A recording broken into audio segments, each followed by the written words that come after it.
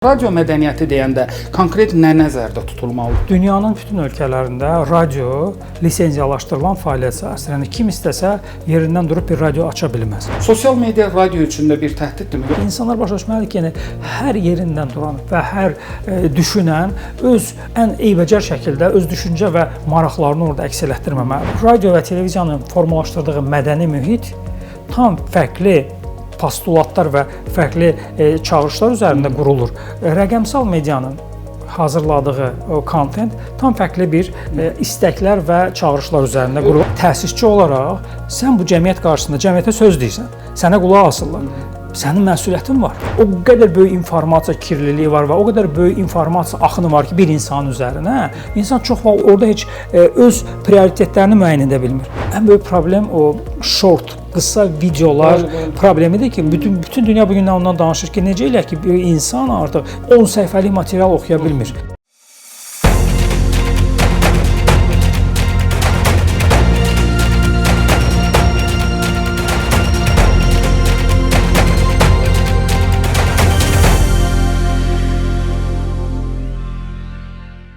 Salam dostlar, Füyuzat televiziyasında mən Tural İsmayılovun təqdimatında Arxa Plan verilişinin növbəti buraxılışını izləyirsiniz. Təbii ki, ənənəvi olaraq mən Arxa Planda radio məsələlərini müzakirə edirəm və bura indiyə qədər tanınmış radio aparıcıları, radio ekspertləri gəliblər, müxtəlif mövzular ətrafında danışmışıq.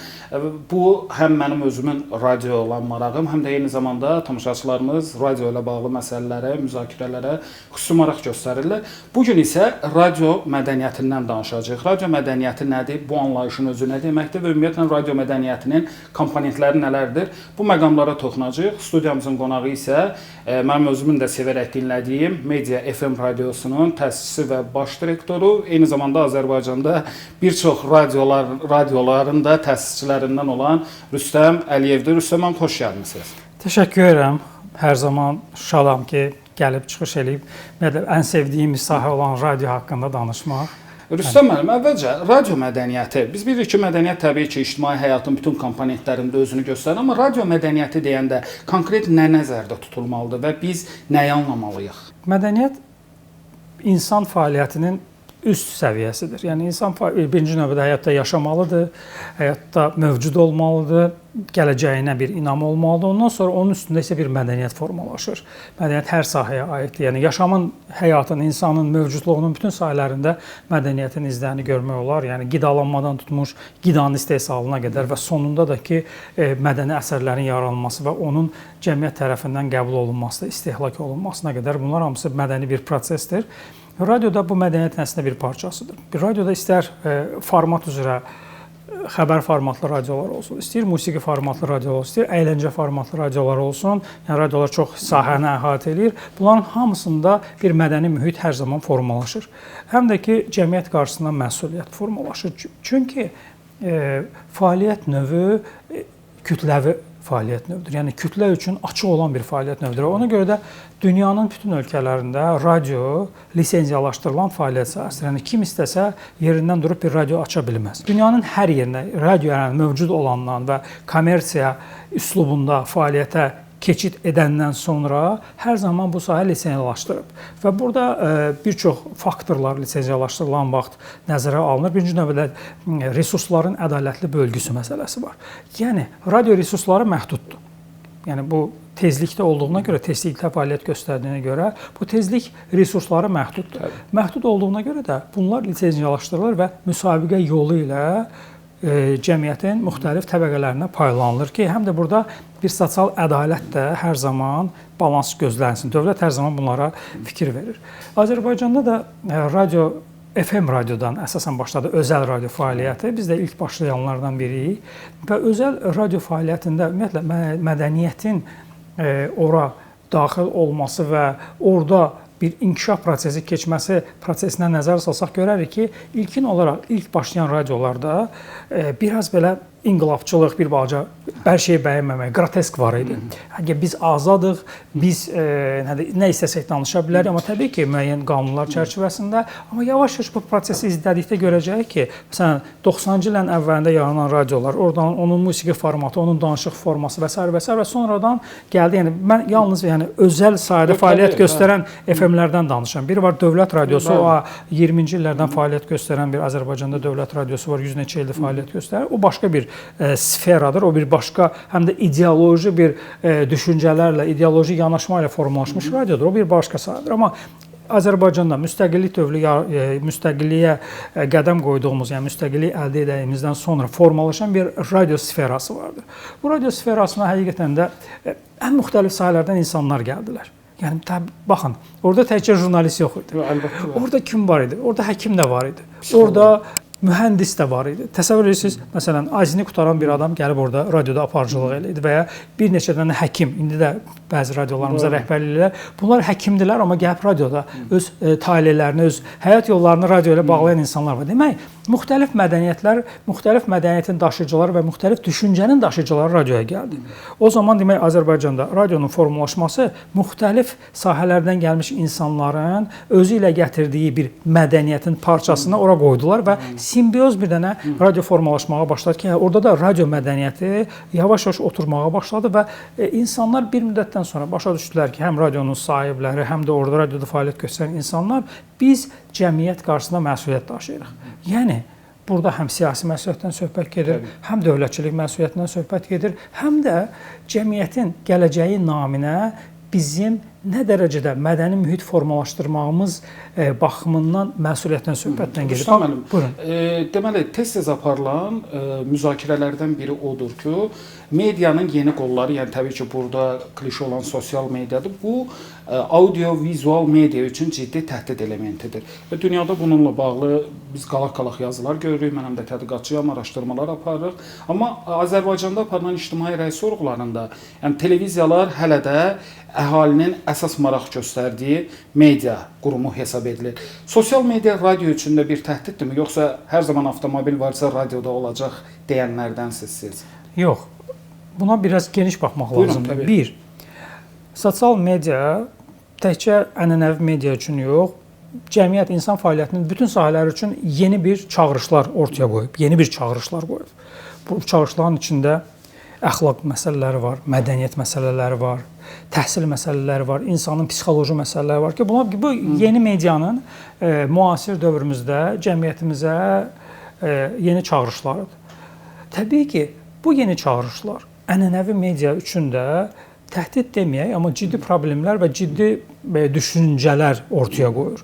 Nədir? Bu, birinci növbədə rəqabət mühiti formalaşdırır. Yəni ki, sosial mediada, ümumiyyətlə rəqəmsal mediada nə baş verir, o başqa məsələ. Amma bu, indi gəlin baxaq ki, bunun münasibəti necədir ənənəvi media ilə. Bir tərəfdə ənənəvi media, yəni ki, televiziya və radio vardır, bu ənənəvi mediadır. Bir tərəfdə isə rəqəmsal media var ki, bu da 20-ci əsrin sonları, 21-ci əsrin əvvəllərinin artıq bir yeni çağırışlardır cəmiyyətə. Ənənəvi mediada hər zaman lisenziyalaşdırılma fəaliyyəti olduğuna görə və bir lisenziyalaşdırma fəaliyyəti də artıq müəyyən qanunlar çərçivəsində fəaliyyət deməkdir. O qanunların içində informasiya təhlükəsizliyi qanunları var ki, sən ona mütləq tabe olmalısan.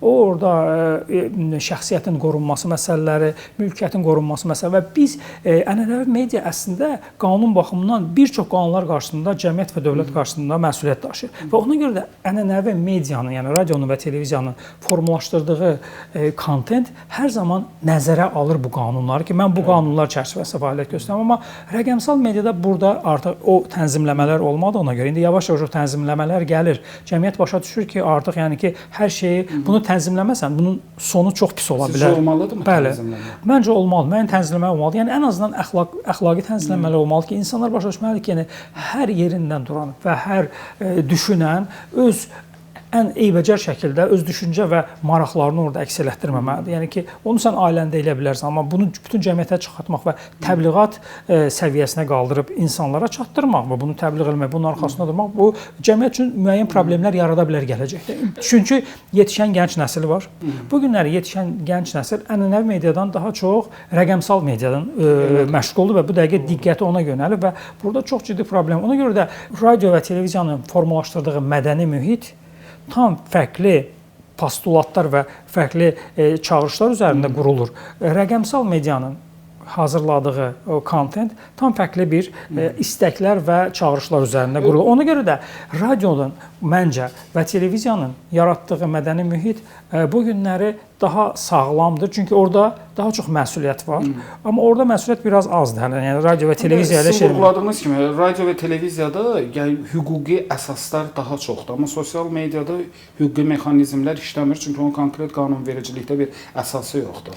Bəli. Çünki biz necədir, radio dalğasıdır, televiziya dalğasıdır. Bu ötürücü ilə müəyyən yerə qədər gedib çata bilir. Məsələn, amma internet elədir ki, bunun artıq hüdudları yoxdur. Bu qlobal bir dənə xəbərləşmə sistemi olduğuna görə, yəni bir insan başqa çox uzaq bir Yeni Zelandiyada da oturub Azərbaycan dilində kontent hazırlayır və bütün dünyaya yaya bilər və Azərbaycan dilli istifadəçi ondan istifadə edə bilər. Ona görə də belə bir təqdirdə ona baxaq görək biz mədəni mühiti necə formalaşdırmalıyıq, necə eləməliyik ki, məsələn mən öz tərəfimdən deyirəm, yəni radio tərəfindən deyirəm ki, radio nə etməlidir ki, nə qədər bacarırsa mədəni mühitin ən əsas demək insan üçün lazım olan can təhlükəsizliyidir, məsələn qida təhlükəsizliyidir, insanın mədəni səviyyəsinin aşağı düşməməsi üçün öz adət-ənənə və köklərinə bağlanan və bir də ümumbəşəri ideyalara bağlanan kontentin hansısa bir formada xatırladaraq, yəni daim olaraq, yəni xatırladaraq bu insanlara çatdırılması işini necə həyata keçirir. Və məsələn bu günləri bu iş radioda və televiziyada müəyyən qədər qalıb. Təbii orada da əyilmələr var, orada da çatışmazlıqlar var. Yəni bunu biz onu inkar edə bilmərik ki, amma hər halda ən azından məsələn bir təsisçi olaraq sən düşünürsən ki, və sən təsisçisən. Sən bu cəmiyyət qarşısında cəmiyyətə söz deyirsən. Sənə qulaq asırlar. Sənin məsuliyyətin var. Sən bu məsələyi başa düşməlisən və düşünməlisən ki, burada bu işi gördüyün zaman bu xalqın mənafeyinə, bu dövlətin mənafeyinə ziyan gələcək şeyləri, ziyan gələcək işləri və ya mədəni mühitdə əyilmələrin qarşısını necə ala bilərsən? Ona görə də elə şeylər var ki, bunu təbliğatla biz həyata keçiririk. Məsələn, Azərbaycan yeni yaratdığımız Yurd FM, Azərbaycan musiqisi, Azərbaycan ədəbiyyatı, Azərbaycan mədəniyyəti. Yəni bu mədəni mühitin qorunub saxlanmasına və inkişaf etdirilməsinə ən azından yetişən gənc nəsil üçün bir informasiya qaynağı olaraq hər zaman olmasına demək olması üçün yaradılan bir yayım növüdür. Baxın, belə bir şeydir. Düzdür. Deyə bilərsiniz ki, onun yayımladığı musiqiləri internetdən də tapmaq olar və ya onun yayımladığı musiqini, məsələn, şeiriyyatı hansısa bir YouTube-dan da izləmək olar və s. Amma o başqa məsələdir ki, insanlar çox vaxt o qədər böyük informasiya kirliliyi var və o qədər böyük informasiya axını var ki, bir insanın üzərinə, insan çox vaxt orada heç öz prioritetlərini müəyyən edə bilmir. Amma bir avtomobillə getdiyi zaman, bir Azərbaycan şairinin hər hansı bir şeirini eşitdiyi zaman bu artıq düşünməyə başlayır və hər hansı bir Azərbaycan xalq mahnısını eşitdiyi zaman bu özünün kökü, öz milli musiqinin əvvəlinə qayıtmaq üçün ki, mənim xalqım nələr yaradıb, ən azından bunu düşünə bilir. Ona görə də bu baxımdan radionun mədəni mühitə təsiri, mədəni mühitin formalaşmasındakı rolu çox önəmlidir. Çox heyf ki, bu günləri Azərbaycan reklam vericiləri bunu çox da anlamırlar. Mən reklamvericilərlə görüşəndə hər zaman deyirəm ki, siz başa düşün, yəni siz hər hansı formatda fəaliyyət göstərən radio olur olsun. Bu bir mədəni mühitin formalaşmasına yardım edən bir faktordur və bu vasitədən siz istifadə edin. Ən azından müəyyən qədər dəstək olun ki, bu hər zaman olsun.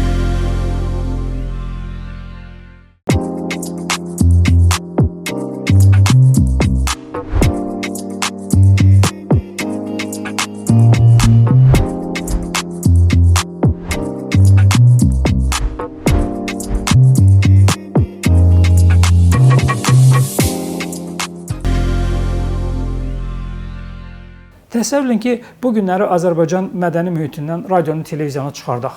Baxaq görək yerində nə qalır. Bax bunu düşünək. Düşünək görək, radionu, televiziyanı çıxartdıq. Nə qalacaq yerində? Nə maraqlı deyirlər Rüstəm müəllim. Bax reklam verənlər mən sizin görürəm LinkedIn-də də qarşıma çıxıbdı. Görüşləriniz və təbii ki rəhbərlik etdiyiniz radiolarda reklamlar səsləndirilir və s. Əslində mən özüm də həm də televiziyada, real televiziyasında da veriş aparıram, tədqiqat verişi. Yəni bizim burdakı bu tip mədəni podkastlara, normal ciddi verilişlərə doğrudan da reklam gətirmək çox çətindir. Və onlar şou gözləyirlər, daha hərəkətli, daha dinamizm gözləyirlər. Yəni həm də biznes sahəsini yaxından bilirsiniz. İndi onunla bağlı növbəti verilişlərdə yenə sizi dəvət edəcəyik.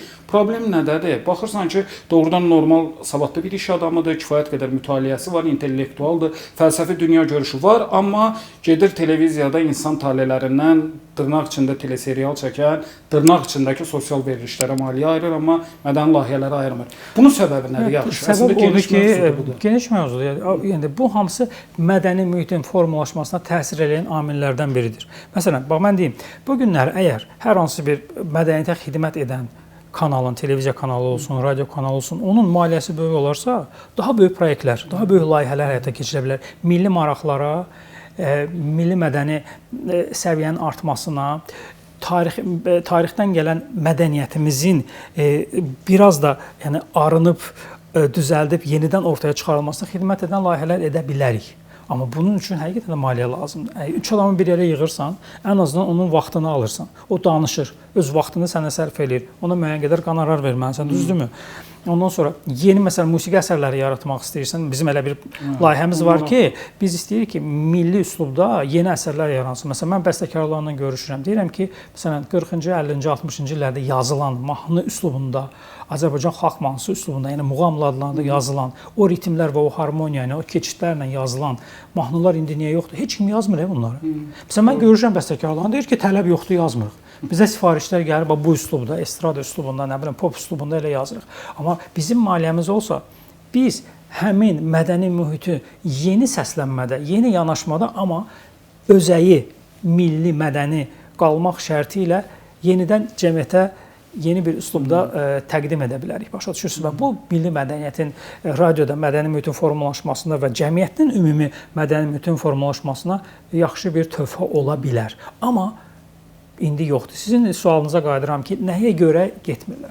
Bilirsiniz ki, radioda və televiziyada reklam verən şirkətlərin əsas məqsədi daha çox auditoriyaya çıxmaq, daha çox auditoriyadan müştəri qazanmaqdır və o xidməti satmaq və ya o malı satmaqdır. Ona görə də çox təəssüf ki, bizim bu 90-cı illərin əvvəlləri, ümumiyyətlə həmin dövrdə biz o elə bir ki, kələfin ucunu itirdik. Biz itirdik həmin kələfin ucunu və biz elə ki, bu cəmiyyəti biraz buraxdıq başlı-başına. Həm təbii ki, SSR-dən ayrılma, yeni müstəqil dövlətin formalaşması, amma bir tərəfdən də o qədər problemlər vardı və bizim çox açıq bir, şəffaf bir elə ki, sərhədlər önündə qaldıq və həm kənar təsirlər, həm də daxildən zamanında Sovet dövründə boğulmuş, amma həqiqətən də cəmiyyət üçün o qədər də faydalı olmayan təsirlər baş qaldırdılar. Və bu tərəfdən məsələn elə janrlar gəldi ki, musiqimizə və ya nə bilim digər sahələrimizə və gördük ki, bunların hamısına məşğul olmaq lazımdır. Həqiqətən də mədəni mühit müəyyən dərəcədə sərbəstlik sevir. Digər tərəfdən də isə ümumbəşəri ideyaların təbliği baxımından müəyyən qədər xatırlatmaları sevir. Yəni ki, biz hansı ideyaları bu günlər təbliğ edirik ki, mədəni mühitimizdə? Hansı bəşəri ideyaları təbliğ edirik bu günlər mədəni mühitimizdə? İnsanlığımı, ədalətimi, ondan sonra yaxşı yalanın nə qədər insan şəxsiyyəti üçün pis bir hal olduğunu mu? Bunlar hansı, necə təbliğ olunur? Məsələn, bunlar həmişə təbliğ olunmalı idi ki, və biz ona görə də elə bir auditoriya formalaşıb ki, bu həmin auditoriya üçün dəyərlər kateqoriyası çox aşağıdır. Başa düşürsünüz? Və çox təəssüf ki, həmin dəyərlər olmadığından onlar həmin o sosial bayaqları ad çəkdiyiniz sosial verilişlərə gedirlər. Auditoriya daha çox oradadır. Yəni ki, bu günləri tutaq ki, qida məhsulları çalışır ki, daha çox kütləyə çıxsın ki, daha çox qida məhsulu satsın, düzdürmü?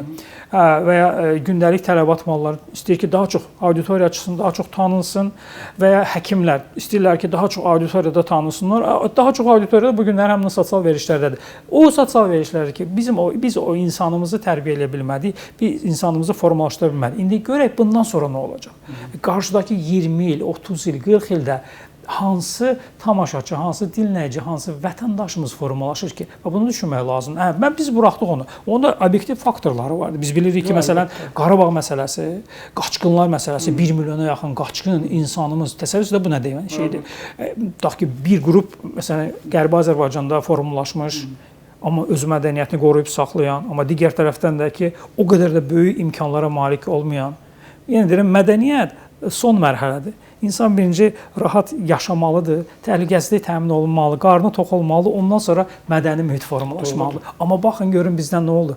Cənab Prezident hər zaman o deyir ki, biz uzun müddət birikdirdik. Təsəvvür ki, bizdə müharibə olmasaydı, Qarabağ problemi uzun müddət qalmasaydı, biz tam fərqli bir cəmiyyətlə üzbəüz olardıq. Bizim deməli vaxtımız yekunlaşır. İstəyirəm mən əslində çox maraqlı danışırsınız. Ona görə biz Rüstəm müəllimlə danışmışıq. Biz ara sıra onunla müxtəlif mövzularda arxa planda müzakirələr edəcəyik. Amma sonuncu olaraq siz 90-cı illərdən danışdınız. Mən 90-cı illər gəncliyindən deyiləm, amma 2000-ci illərin əvvəllərini xatırlayıram ki, məsələn, orta məktəbdə oxuduğum dövrlərdə konkret dinlədiyim radiolar var idi. Yəni çox televiziyaya baxmırdım, amma gəlirdim, o köhnə bilirsiniz də qırmızı radioları açırdım, dinləyirdim.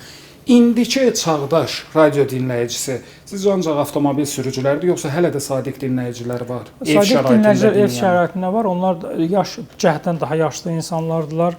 Artıq pensiyada olan insanlar da var. Və ya hər hansı bir lokal yerdə iş görən işçilər də var ki, məsələn, bir lokal yerdə 4 saat, 5 saat iş görəcək, heç tərpənməyəcək, orada da onun işi. O zaman radionu açıb qulaq asın, dinləyin. Amma bunların sayı azdır.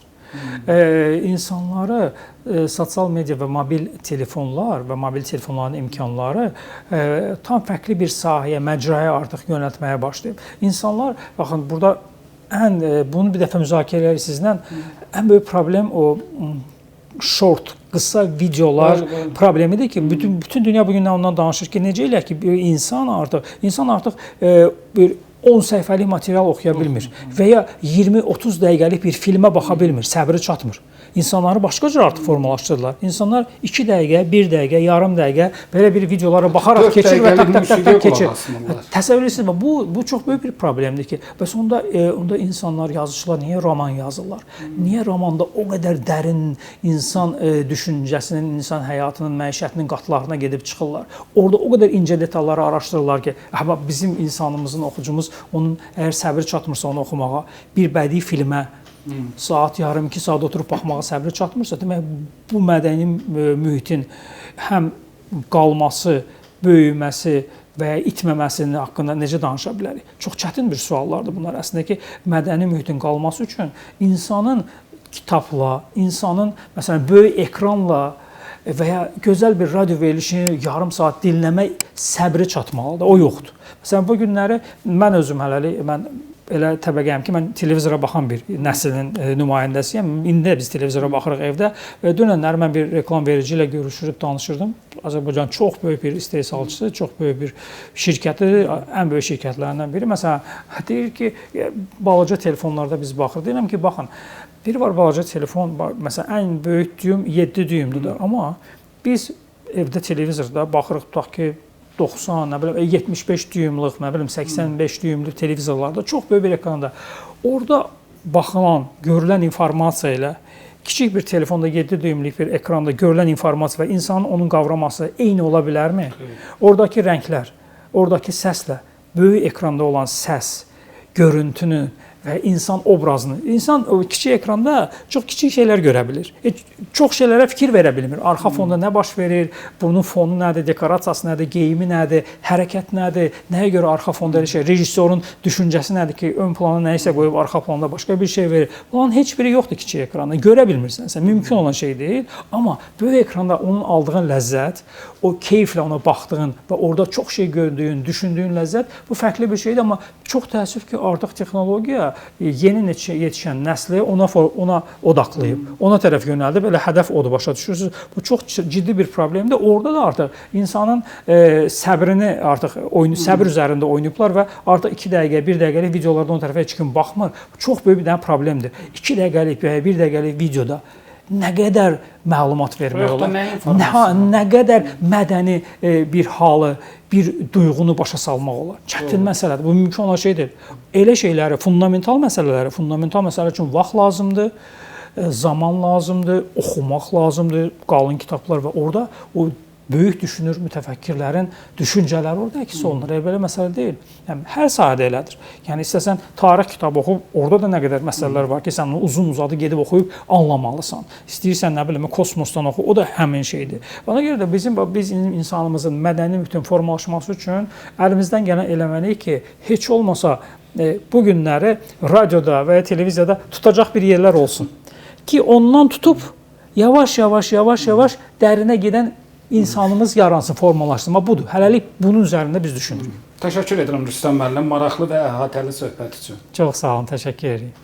Xatırladım ki, bu gün arxa planda mənim qonağım Media FM-in təsisçisi, baş direktoru, amma eyni zamanda bir çox radionun da təsisçisi olan Rüstəm Əliyev idi. Biz əslində bu gün radio kültüründən danışdıq, amma bir çox digər sahələrdə də Rüstəm müəllim maraqlı həm söhbətdir, onu tez-tez verilişlərimizə dəvət edəcəyik. Amma əslində qonağımızın da söylediyi bir məqam var ki, bizim sadiq gənc radio dinləyicilərimiz.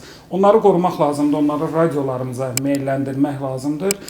Çünki bir daha qeyd edirəm, sosial medianın faydaları ilə yanaşı onun içərisində bir dezinformasiya külliyyatı da olur ki, bu gənclərin təfəkkürünün və eyni zamanda milli dünya görüşünün zədələnməyinə səbəb olur. Çalışın radiolarımızı dinləyin, radiolarımıza dəstək olun. Sağ olun, salamat qalın.